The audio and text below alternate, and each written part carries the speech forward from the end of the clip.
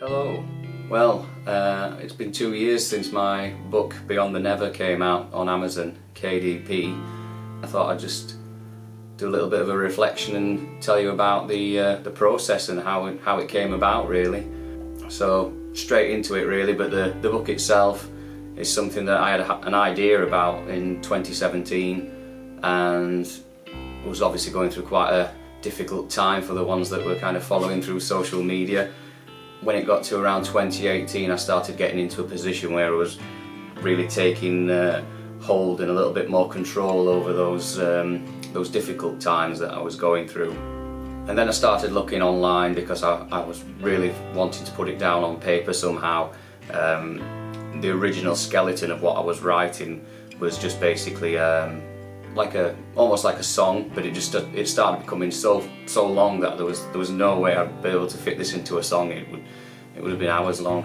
So then I considered putting it into like a blog or something like that, and then I thought maybe people would take it more seriously if it was in book form, but then I was also worried that maybe no one would buy it and it'd just be sat there. So didn't know anything about how to write a book, how to publish a book, what that kind of scene is like. It's completely alien to me, but thankfully for Google there was and YouTube as well, there's a lot of information that just really helped me get that knowledge I needed to get it set up. So I looked at a few different options, dipped my toe in the water in a few places, a few websites and forums, and then there was people kind of throwing deals at you and things like that, which I later learned were called vanity. It was called vanity publishing. It was basically a way that you would pay the company and they would release the book, but you're taking all the risk and you're putting all the money up front.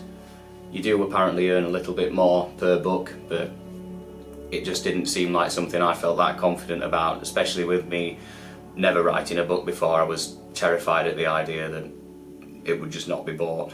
So yeah, so I found the KDP option on Amazon, which is the Kindle Direct Publishing. So you could choose then how you would want to release your book. There was all different formats. You could use obviously the Kindle option. You could offer it as a free book. You could obviously have the paperback copies, which is what I've got, and I've also got it on Kindle as well. There's even options to release it as an audio book if you want to do that. It's something I've considered, but I don't want to really read it in my voice because I don't think it's something people would want to listen to. So I may eventually get someone into the studio that I'm building and then get them to maybe record it so people that don't like to read can then listen to it. So, but yeah, I've got a copy of it here. Just been up into my attic to dig this out. So it's Beyond the Never: How Not to Live with a Mental Illness. It's not some kind of book that tells you how you should be living your life or anything like that. It's basically telling you little fragments of my life and just telling you the things that I've done wrong, how I've learned from them, and any of those life lessons I'm literally just passing on to some other people who have contacted me quite a lot over the last couple of years. I had countless emails and social media messages and people tagging me in things, sharing the book with their friends. I was massively shocked. I thought maybe it might shift 20 or 30 copies, and it's I think online it's done something like over 700 at the moment.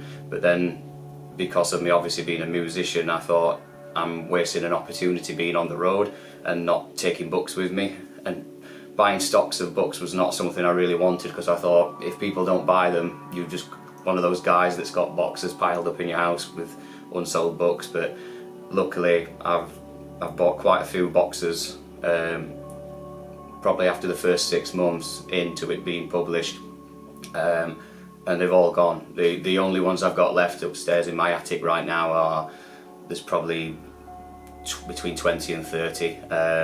And they're just literally ones that what's left over from the last FAHRAN tour. They probably would have gone, to be honest, if it wasn't for all this COVID thing going on. But yeah, I'm very pleased with it, to be honest with you. It's just, even now looking back at it, it's just weird.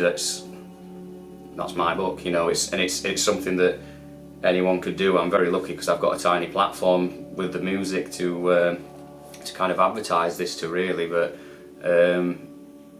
yeah, it's just bizarre how the stuff that I was writing originally just on Microsoft Word, and a lot of the time on Microsoft Word from my phone, because I was on the road with the band a lot while I was.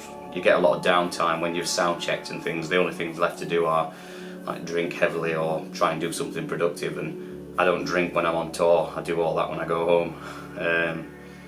So yeah, I had a lot of time to finish this off, and around 2018 was a really big turning point for me, really. It was a very productive time, and it kind of filtered out a lot of the bad things in my life, which I've mentioned in here as well. But yeah, it was absolutely terrifying, to be honest, with the idea of putting all this personal information onto paper and then giving it to everyone else to read. It's quite scary, to be honest, but my anxiety leading up to that publish date, once I'd agreed it on the website, literally my chest was just going mental, and I was losing sleep over it. I was kind of thinking, what have I done? Am I going to regret this? I don't, by the way. I don't regret it at all. In a weird way, it was like one of those kind of venting sessions, and I felt like, as a bit of a mental kind of 20-odd-year-old, stumbling through the music scene, I felt like I was quite a misunderstood person in many ways. So I thought it might give some people who were interested a bit of an understanding to me, I suppose. But yeah, it's definitely been a positive thing for me. You see, I worked with Kim Dodd from the Writing Surgery. I think she lives over somewhere near Liverpool way. She was absolutely amazing. She knew that I was a first timer to this. We had various video calls, lots of phone calls, emails back and forth. She didn't just do all the checking the spelling and the grammar and things like that. She discussed the way that I worded things and how certain, because obviously there's quite a lot of difficult things to talk about in there. She really wanted to make sure that I got everything across the way it should have been. I wanted people to interpret it the way it was meant. So I feel that we succeeded with that. So I'm very grateful that she would work with me on that, and I felt like I did learn a lot from her. But yeah, so if you are doing something similar yourself, you are writing a book or anything like that, 100% get an editor. Just it's without question, you've got to have an editor. It's just especially if it's something like that. There were things I was reading back thinking that could be interpreted various ways, and it's fine when you're doing things like songwriting, because you want people to take what they need from a song, but they interpret it how they feel. But this was something, it's not a band message, it's a personal message from me, so I needed it to be exactly right. But yeah, I was very, very scared about the whole thing, but to be honest, using the Amazon KDP was just a dream. It was very easy. It looks a little bit daunting at first because there's all these random codes and numbers and letters and categories for things, and you just think, what the hell is all this? But to be honest, it was just very easy, and there's so much online just to guide you through. People will literally, there's YouTube videos on step by step on how to basically make your first book almost. So and I do believe that they've apparently given more options now. I've heard online that they're doing hardback copies of things like that now. They're not the only option. There's lots out there. It was just something that I just really felt drawn to. It's a big company.